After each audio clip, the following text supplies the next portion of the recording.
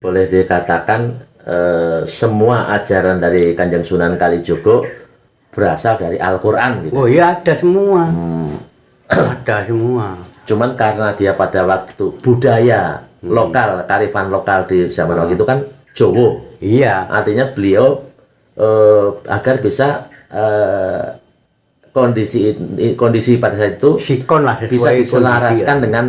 dengan Al-Quran ya. Oh iya, iya Nah, tapi gitu. ya. Jadi intinya misalnya dia mengajarkan dengan dakwah menggunakan wayang, Iya, kan iya. nggak masalah, Nggak masalah. nggak berdosa gitu kan? Enggak. Memang semua ini ya ta, semua ini memang bid'ah. Loh di situ loh. Oh gitu ya. Makanya orang kalau dikatakan bid'ah itu jangan marah. Tengok dulu bid'ah itu bid'ah apa. Pak Suryo ini Masya Allah luar biasa nih. Beliau murid gaib Kanjeng Sunan Kalijogo. Ya memang benar-benar seperti itu. Ini yang sangat menarik Pak Suryo ini. Menarik bagi saya, menarik sekali. Ini untuk menambah persatuan dan kesatuan NKRI harga mati. Artinya Amin. Iya bagus itu ya memang. sebagian orang ini sampai sekarang itu ada semacam marah, tidak suka, tidak terima, tidak ikhlas ketika dikatakan bid'ah. Ya. Padahal yang jangan ngendi oke, ketika kita dikatakan bid'ah tidak usah marah. Tidak usah marah. Memang benar-benar bid'ah gitu. Nah, iya memang benar itu. Ditambah penjelasannya, Pak. Cuman kan bid'ah itu dua alternatif bid'ah. Iya. Untuk Rasulullah itu. Satu bid'ah dolalah, dua bid'ah hasanah. Nah itu loh. Lagi jalan aja. Kulu bid'atin dolalah, kulu dolalatin finar. Iya. Nah, artinya barang yang ditambah-tambahkan menjadi buruk itu kan dosa. Dosa itu tempatnya di neraka besoknya itu kan syaitan itu. Nah, ini sebaliknya, kulu bid'atin kasanah, kulu kasanatin jannah. Barang yang ditambahkan menjadi baik itu akan mendapatkan amal. Nah, amal baik itu tempatnya di surga kan di situ. Jadi kalau dikatakan bid'ah jangan marah. Nah, bid'ah apa ya? Kita cernak dulu. Jadi jangan semua itu cernak seperti bid'ah dolalah. Ini bid'ah dolalah.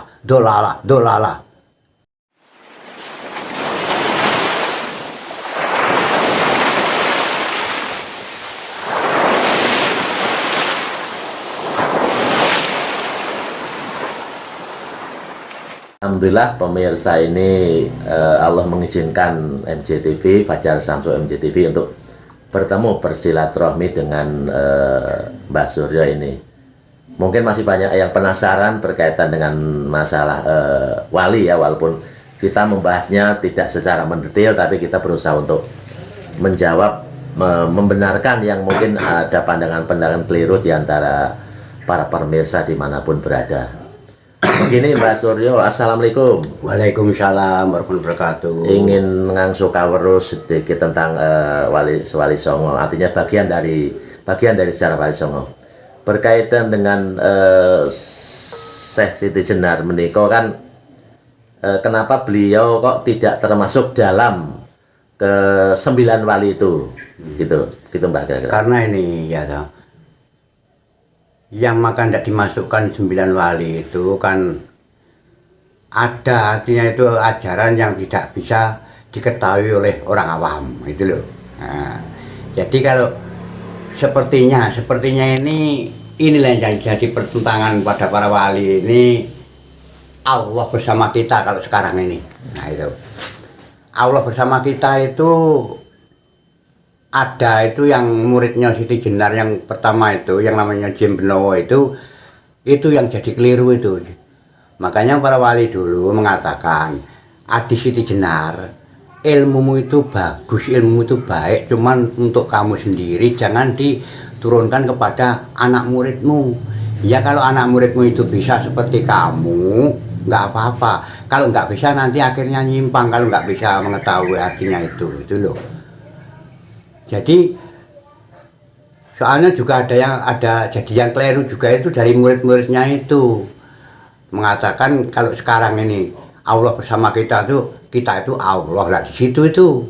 Nah sebetulnya itu Allah bersama kita ini kan sama dengan kita tuh kemana-mana diketahui oleh Allah itu loh sebetulnya. Jadi yang mengartikan itu murid yang pertama itu yang mengartikan itu keliru jadinya itu loh. Makanya dia itu bukan orang salah. Dia itu ya orang benar, orang bagus, Islam juga ajarannya itu kepada Allah, semua kepada Allah. Cuman dia kan langsung pada Allah, artinya itu doanya itu yang nggak setuju para wali itu. Cuman kalau dia sendiri yang menjalankan, yang memakai itu nggak apa-apa. Cuman jangan diberikan kepada murid-muridnya ilmu itu loh betulnya. Jadi makanya dari pertentangan para wali itu. Dia itu bagus dia tuh. Wong selagi ajarannya aja hanya menuju kepada Allah dia itu, enggak kepada siapa-siapa. Cuman yaitu tidak bisa dicermati secara nalar yang dengan orang awam itulah, artinya dengan manusia yang biasa itu loh. Jadi ilmunya itu kan sudah ilmu makrifat dia itu disebutnya itu. Makrifat itu artinya itu tahu. Maka di situ yang dijadikan para wali itu sepengetahuan saya itu kan di situ. Karena ajarannya itu apa? Lagi bukaannya aja lagi untuk kuncinya. Rohi dopi kang manggon pulung hati kang dadi lajering urip. Jadi orang itu yang hidup itu harus hatinya, jangan cuma badannya. Nah, kalau sekarang kan banyak orang yang badannya sehat, hartanya banyak, cuman hatinya mati lah di situ. Itu ajaran Siti Jenar. Ajaran Siti Jenar artinya yang hanya dianggap buruk oleh sebagian masyarakat ya. Tapi ajaran Siti Jenar yang baik tadi yang jenengan sebutkan apa, Mbah? Yang rohi dopi kang manggon pulung hati kang dadi lajering urip kan campuran kejawen juga dia itu. Jadi yang artinya itu orang hidup itu yang hidup harus hatinya. Jangan cuma hanya badannya. Kan kebanyakan sekarang itu orang yang badannya hidup artinya ini hartanya banyak, orangnya gagah sehat, bahagia, cuman kan hatinya banyak yang mati, tidak peduli kepada orang lain di situ loh. Itu ajaran Siti Jenar. Jadi orang hidup itu yang penting itu yang dihidupkan itu hatinya. Jadi hatinya itu yang hidup. Jadi harus peduli kepada orang lain. Jadi nggak membedakan apa saja, itu kan ciptaan Allah di situ loh. Itu jadi, ajaran Siti Jenar. Jadi ajaran Siti Jenar itu yang tadi ya. Jadi yang orang hidup itu yang hidup di hatinya ya. Hatinya bukan, itu yang penting, bukan badannya aja. Bukan badannya ya. Di situ. Jadi harus peduli kepada ciptaan Allah apapun saja. Di situ. Jadi mengapa beliau Siti Jenar tidak termasuk di dalam 9 wali itu ya? Artinya ketika Siti Jenar masuk ke dalam wali itu kan berarti kan walinya ada 10 ya? Iya, 10 ya. Tetapi karena ada pertentangan itu tadi ya, yang menyatakan itunya gara-gara muridnya yang salah dalam menafsirkan, memahami ajaran Siti Jenar ya. Sebetulnya itu sebelumnya itu diwejangkan ilmunya itu ya memang sudah diketahui oleh para wali. Rasanya ini nggak sesuai kalau diberikan kepada anak-anak muridnya Siti Jenar. Iya, kalau bisa bawa seperti Siti Jenar itu nggak apa-apa, bagus. Ya cuman banyak pertanyaannya hanya sedikit itulah. Adi Siti Jenar, ilmu kamu itu bagus, langsung menghadap pada Allah. Cuman kalau kamu sendiri yang jalankan, jangan diturunkan kepada anak muridmu. Nanti kalau anak muridmu itu nggak bisa memahami yang benar, nanti nyimpang kan di situ.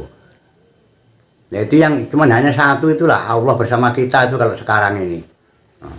Terus ketika Siti Jenar mengetahui dia tidak termasuk yang 9 itu, beliau nggak duka, dia nggak marah ya? Tidak. Nggak masalah ya? Nggak masalah. Jadi ya waktu itu kan dia itu memang ya sudah dapat isyarah dari Allah lah. Daripada ribut-ribut lebih baik dia itu sowan sendiri pada Allah, lepas sukmo itulah. Oh ya. Lolos itu. Ya. Ketika dia ada ketika beliau Syekh Jenar ketika ada isu-isu mau dibunuh gitu Pak ya. Iya. Dia itu akhirnya sowan kepada Allah sendiri. Iya, Dalam artian, melepaskan. istilahnya jenengan apa? Lepas apa Pak? Lepas. Apa? Seperti orang Jawa kan, ilmu Jawa itu kan lolos sukmo itu loh. Lolos Heeh, sukmo. lolos sukmo. Beliau melakukan lolos sukmo sebagai kepasaran kepada Allah. Istilahnya dengan kondisi yang namanya dia nggak masalah. Duduk dia itu sedang duduk ya. Oh, sedang duduk ya? Iya, sedang duduk. Posisinya lolos sukmo dia Iya. menghadap Allah. Itu posisinya beliau sedang lenggahan duduk Ya, dia. sedang duduk ya. Oh, Sedang duduk. daripada pertentangan itu dia ngalah ora apa-apa. Lebih baik ikhlas dia itu kan. Ikhlas itu ya. Nah, di situ. Tapi wong ilmunya itu kan sudah diturunkan. Heeh. Jadi sebelum Syekh Jenar Sedo, ilmunya sudah diturunkan sudah makanya diketahui oleh para wali itu kan ilmunya sudah diturunkan. Kalau belum diturunkan ya nggak apa-apa, nggak tahu dia. Sudah punya murid. Itu loh. Tapi waktu itu Wali Songo juga mensikapinya biasa ya, artinya Biasa. tidak marah. Benar itu enggak Iya, ya? enggak marah dia itu. Ya. Cuman kan versi sekarang kan banyak, ada yang ditambah-tambah kan begitu. Oh begitu ya. Tadi lolos sukmo itu kepesan kepada Allah intinya ya. Iya, artinya nyerah kepada Allah, artinya ini seperti kita itu mau sowan itu loh, mau Sowan langsung ya. Sowan langsung. Soal langsung kepada Allah ya. Iya. Sampai sekarang Mbah, ini kita mungkin secara pribadi ini Nah, ya. bukan rahasia ini, artinya jenengan dalam tanda kutip nyun sewu juga muridnya Syekh Kalijogo gitu Mbah, jenengan gitu. Insya Allah teman ya kita itu kan nggak tahu melaksanakan Jogo itu matinya bagaimana, kita kan nggak tahu, cuman kita itu kan hanya muridnya aja kan, murid gaib dalam petunjuk itu aja. Itu. Kita ikuti petunjuknya dalam gaib, artinya itu dalam pikiran saya sendiri yang kita waktu ziarah di Kadilangu kan di situ ya. Ini sifatnya tidak bersifat riak dan sebagainya. Jenengan istilahnya saya jujur salah satu murid gaibnya Kanjeng Sunan Kalijogo gitu Pak. Iya, cuman hanya murid gaib. Saya itu hanya petunjuk. Petunjuk ya. Waktu saya itu ziarah di makamnya kan di situ. Itu di Kadilangu Demak sana ya? Iya. Saya kan lama di sana kan 3 bulan lebih saya itu. 3 bulan lebih ya?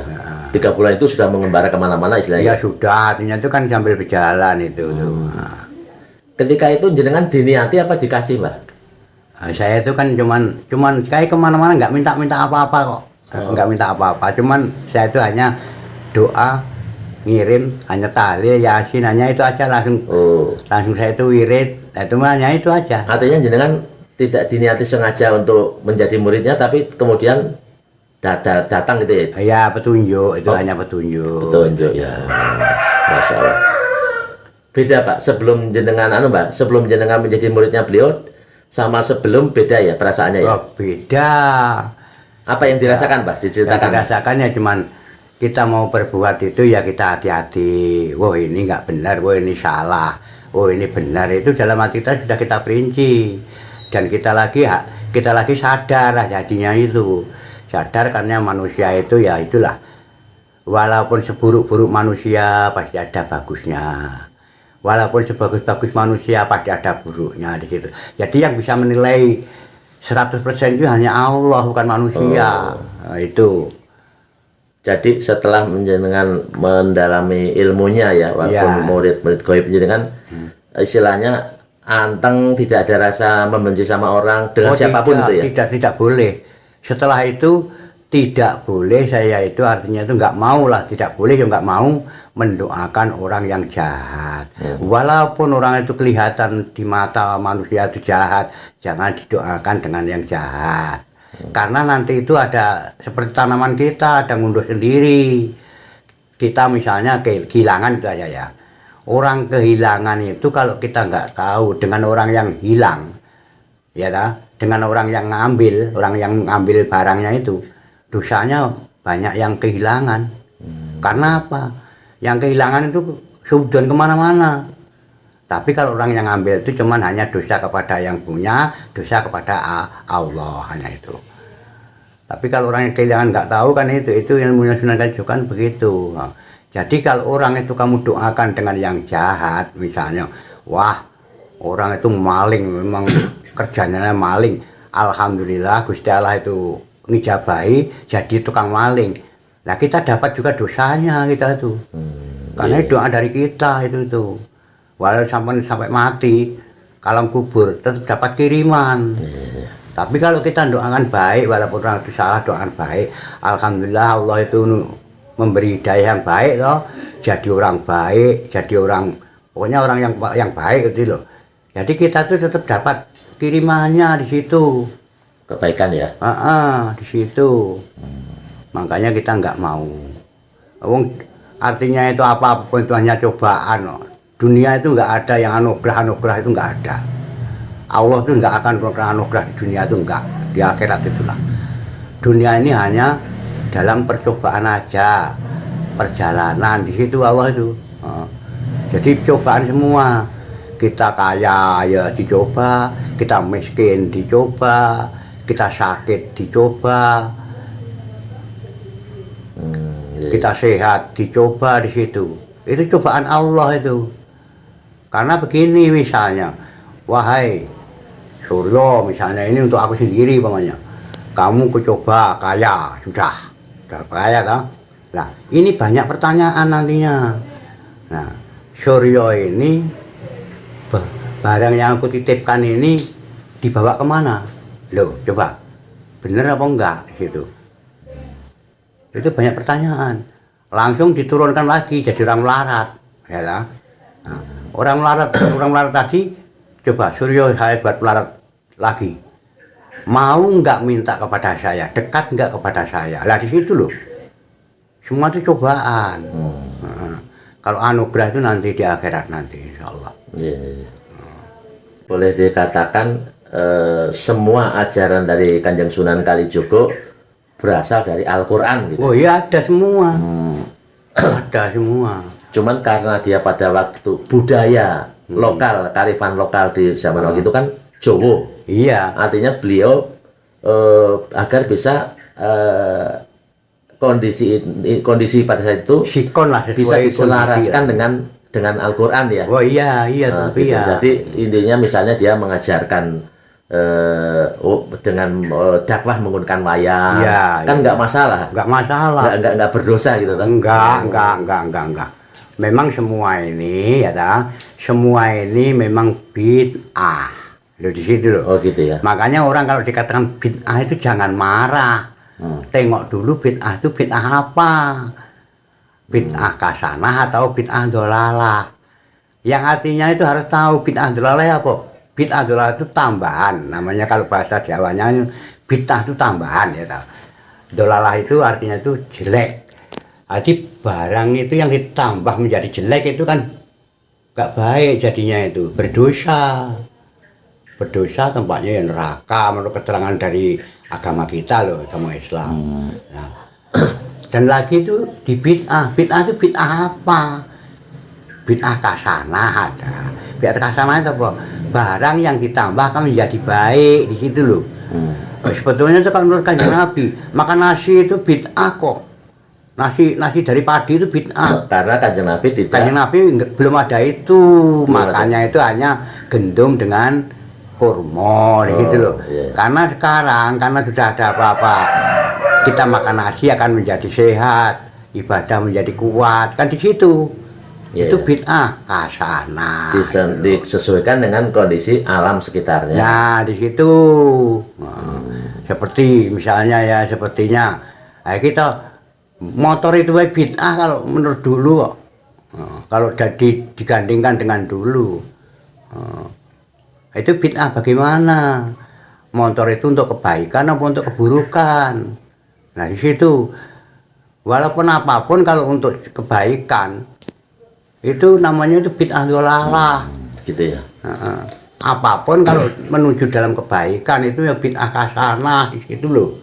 Jadi jangan mudah marah dikatakan, wah kamu bid'ah. Dia tengok dulu bid'ah apa itu dengan tenang aja. Itu loh, disesuaikan itu. Pak Suryo ini Masya Allah luar biasa nih. Beliau murid Gaib Kanjeng Sunan Kalijogo. Ya memang benar-benar seperti itu. Ini yang sangat menarik Pak Suryo ini. Menarik bagi saya, menarik sekali. Ini untuk menambah persatuan dan kesatuan NKRI harga mati. Artinya Iya bagus itu ya memang. sebagian orang ini sampai sekarang itu ada semacam marah, tidak suka, tidak terima, tidak ikhlas ketika dikatakan fitnah. Ya.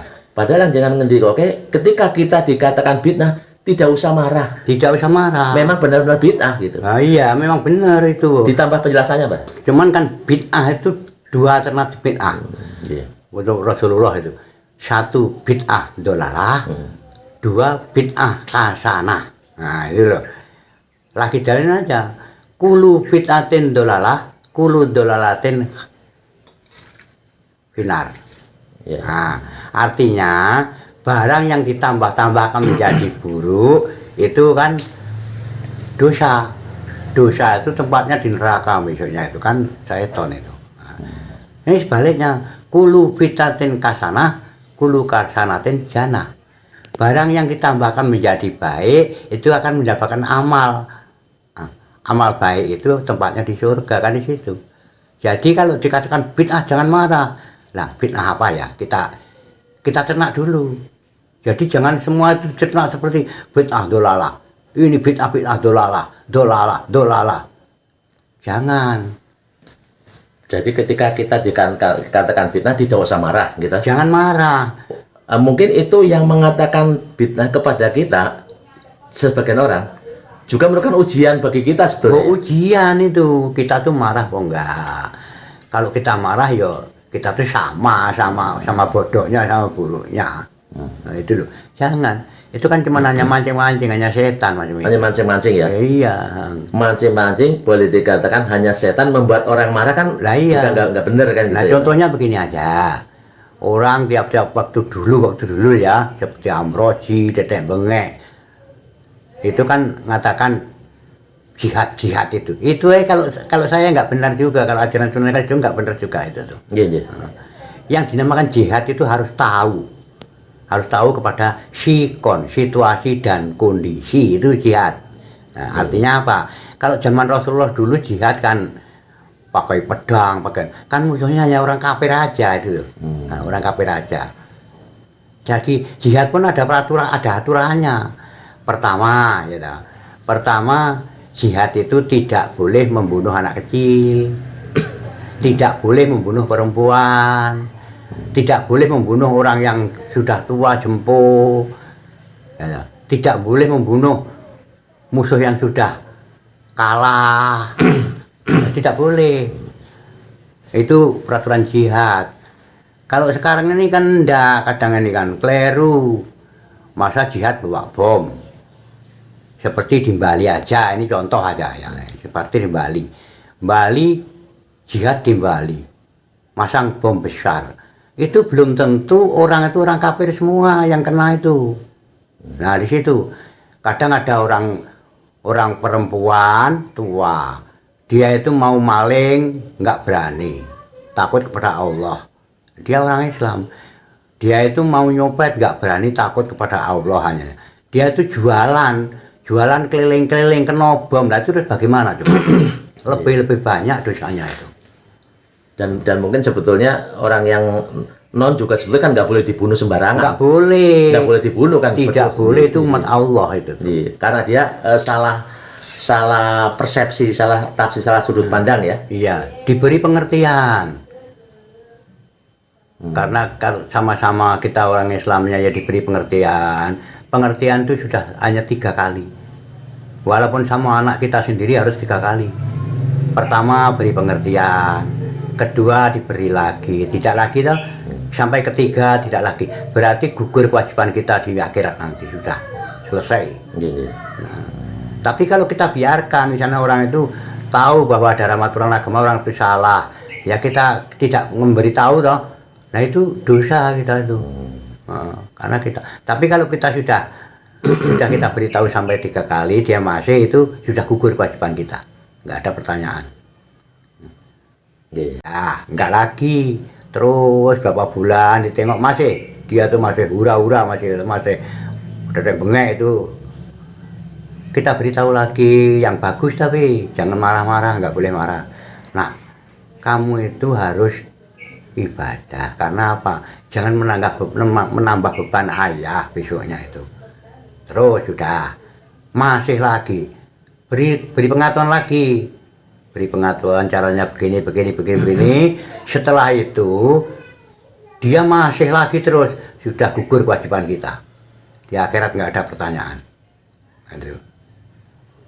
Pada urusan anak tapi kan begitu.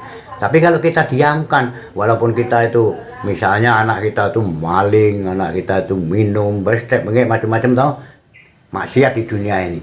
Kita itu pengajian terus, nggak kita beritahu anak kita, nggak kita didik anak kita, itu besok beban kita di akhirat. Nah, gitu. Walaupun kita amalnya kita banyak dalam pertanyaan Allah besok itu. Umpamanya kita sudah mati, kita misalnya sudah mati, kita diadang mau ke surga karena kita itu kan amalnya banyak, kita kan pengajian terus tapi anak kita itu nggak kita beri perjalanan yang bagus, nggak kita beri pengetahuan, nah itu besok beban kita. Nah bebannya itu anak kita kalau sudah mati nantinya itu ditanya, kamu anak siapa, anak si A, lah bagaimana bapak kamu begini, kok kamu nggak beritahu? Tidak, saya nggak beritahu sama sekali. Nah itu bapaknya itu diturunkan lagi, nggak jadi ke surga itu, di situ. Mbak, ini berkaitan dengan ada sebagian yang lagi agak viral ini.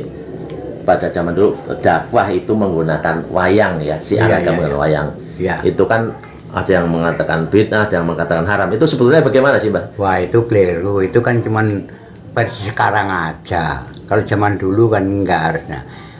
Nah itu kan untuk penggambaran manusia. Lagi dalang aja itu kalau ceritakan itu kadang itu kan begini lah ya.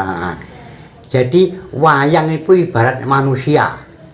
Manusia dunia inilah. Dalang itu hanyalah Allah. Itu untuk contoh sebetulnya cuman itu. Jadi wayang itu bagaimana urusan dalang itu tuh. Kalau dalangnya masukkan kotak ya masuk kotak. Kalau dalangnya itu dimenangkan ya dimenangkan. Itu kan cuma hanya contoh itu. Jadi sama dengan kita di dunia ini. Kalau Allah itu masukkan kotak kita ya masuk.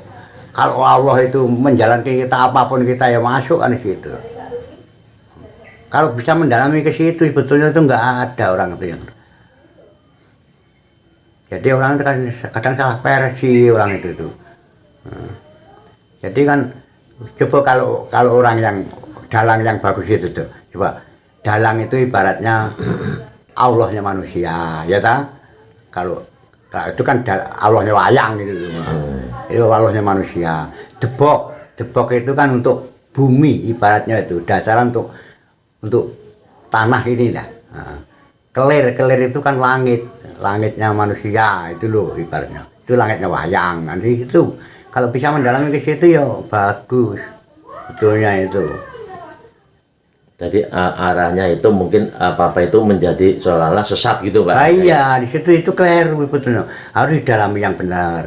Bagaimana caranya? Tapi kalau misalnya tuh wayang itu pakai yang wah ini itu bid'ah kan itu ya bisa juga orang itu karena dalil itu banyak orang itu. Nah, jadi orang yang bisa menyalahkan itu orang yang mengetahui sebetulnya cuma tidak dipakai di situ loh. Ya itu tadi seperti ajaran Siti Jenar tadi. Kalau yang tahu bener nggak apa-apa sudah biar ditengok dulu aja gitu loh. Makanya ada wayang yang seperti sudah diikat itu cerita kan sudah diikat sudah di apa-apa itu masih bisa hidup masih bisa lolos itu kan kehendak dalangnya itu kalau wayang. Nah manusia ya ada kehendak ke situ ada juga. Kehendak Allah ya. Nah, kehendak Allah itu begitu. Maka saya dulu itu ada cerita atau zaman dulu saya masih kecil itu masih sekolah itu ada cerita orang Amerika masuk ke dalam bulan itu kan. Nah, saya nggak heran juga itu apa itu kehendak Allah itu aja sudah. Jadi jangan untuk berdebat kalau saya Jangan diperdebatkan ya. Jangan, enggak Lihat kemanfaatannya ya. enggak malah keliru nantinya. Apapun aja di dunia ini yang Allah mengendaki itu pasti terjadi lah itu. Karena kan sekarang ini kan kebanyakan kan orang itu enggak tahu arahnya. Contoh ini aja ya. Contoh, makanya saya senang sekarang ini alhamdulillah bukan seperti dulu orang tua dulu itu tuh. Karma itu aja. Itu sama dengan ini.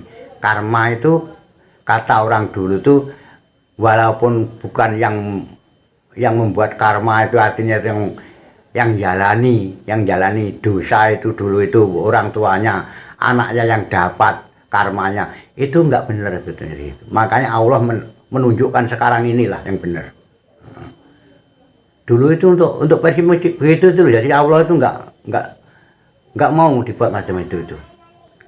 Jadi sekarang ditunjukkan benar karma itu sekarang yang ngambil karma itu yang unduh itu ya yang pakai sendiri, yang buat sendiri. Bersangkutan ya. Yang bersangkutan. Bukan juga anaknya enggak ya. Bukan, anaknya enggak tahu apa-apa kok.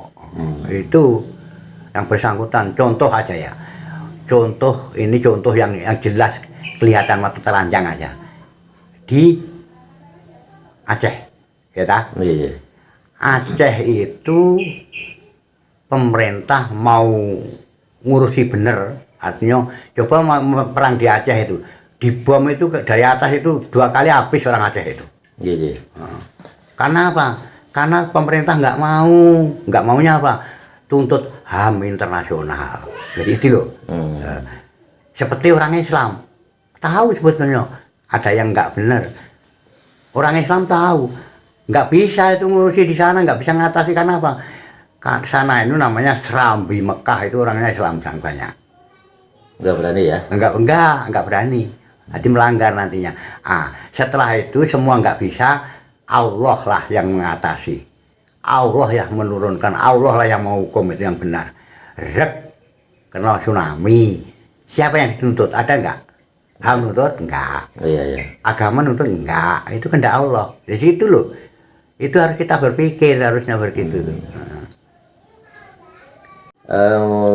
Menambah sedikit lagi Mbak, ini berkaitan dengan ajaran Syekh Siti Jenar dan Kanjeng Sunan Kalijogo tentunya tidak jauh berbeda. Tidak jauh. Artinya sebetulnya sama. Yang jauh satu itu tadi lah yang tidak bisa mengetahui Allah bersama kita tadi. Terus yang tadi yang berkaitan dengan rasa sejati gimana Pak? Iya. Yang sama dengan Kanjeng Sunan itu gimana? Rasa sejati sama dijelaskan dari segi agamanya juga itu. Iya. Kalau kejawen ya, kalau kejawennya itu orang wali dua itu sama dengan rasa sejati kulit ingsun. Jadi kulit kita itu yang kita kubahkan cuma kita sendiri, bukan orang lain, jangan. Enggak bener nanti ya. Rasa sejati kulit ingsun, rasa ning atin ingsun, roh madhep nyawa ingsun, hu Allah urip ingsun. Nah itu loh sebetulnya. Itu sama itu tuh. Kalau ada yang di dalam Al-Qur'an apa itu? Yang kaitannya dengan itu tadi? Di dalam Al-Qur'an. Dalam Al-Qur'an itu ya sama dengan kita itu mempunyai Allah sama. Itu loh. Kita kemana-mana kepada Allah bukan rasa apapun. Jadi kekuatan kita itu kita ambil dari hikmah saja. Kekuatan kita, apapun kita yang terjadi itu hanya Allah yang menentukan. Nah, di situ. Itu kalau dari Islamnya kan di situ. Jadi sebetulnya semua itu ajaran Kanjeng Sunan juga Syekh Siti Jenar itu semuanya ada di Al-Qur'an gitu ya. Ada, cuman bunyinya itu sendiri-sendiri, bukan sama dengan dulu aja ya. Dulu sebelum artinya itu seperti macam ini, kemajuan seperti ini kan. Dulu itu sudah ada. Ibarat orang-orang Jawa yang dulu belum Wali Songo, belum ada ke sana, itu sudah ada. Hu Allah itu aja. Hu Allah itu. Itu sebenarnya kan hu Allah. Cuman kan nggak bisa menerjemahkan, dia kan di situ. Orang dulu itu. Jadi ajaran Al-Qur'an pada zaman dulu itu biar mudah dipahami oleh masyarakat itu dengan cara beliau ya. Nah, iya begitu. Ini kok orang Jawa ini kalau paribasane kita langsung kita petik dari Islam, dari Aten, dari Quran lah. Ini nggak bisa rasaku, ini belum bisa, ini soalnya belum bisa mendalami ke situ. Ya kita ajari demi sedikit. Contohnya aja dulu ya, dulu orang yang makan ikan babi gitu ya, ikan celeng itu kan haram ya. Nah, itu kok dia itu ke tempat orang yang sering makan macam itu nggak bisa, nggak boleh, itu Rasulullah nggak boleh, artinya kamu makan ini dosa, jangan enggak ya, kita boleh makan, cuman ya kira-kira sehari itu cuman sekali aja itu. Nah setelah dimasuki pada dakwah, nah kalau bisa sekarang dikurangi 3 hari sekali makan celeng itu ya. Nah, setelah lagi dikurangi lagi seminggu sekali aja, sampai sebulan sekali, sampai setahun sekali, seterusnya lah, jadi ya hilang, tidak terasa kan di situ. Coba kalau sekali dijual, kamu makan ini dosa, tidak usah makan ini, lah ini nanti peristiwa marah nantinya itu tuh. Nah, jadi nggak boleh menyakiti orang itu, nggak boleh. Maka di situ itulah. Jadi ajaran yang para ulama dulu macam itu. Jadi sekarang kan cuma hanya dijujuk aja. Lagi dulu itu namanya orang belajar itu, di orang santri belajar itu aja ya. Selagi surat Fatihah itu belum tentu sebulan kita itu bisa selesai ya. Jadi sudah itu diberikan oleh para kiai, yang dulu yang ngajar, diberitahukan dulu Bismillah itu artinya apa, begini, ngeterapkan bagaimana, kan begitu.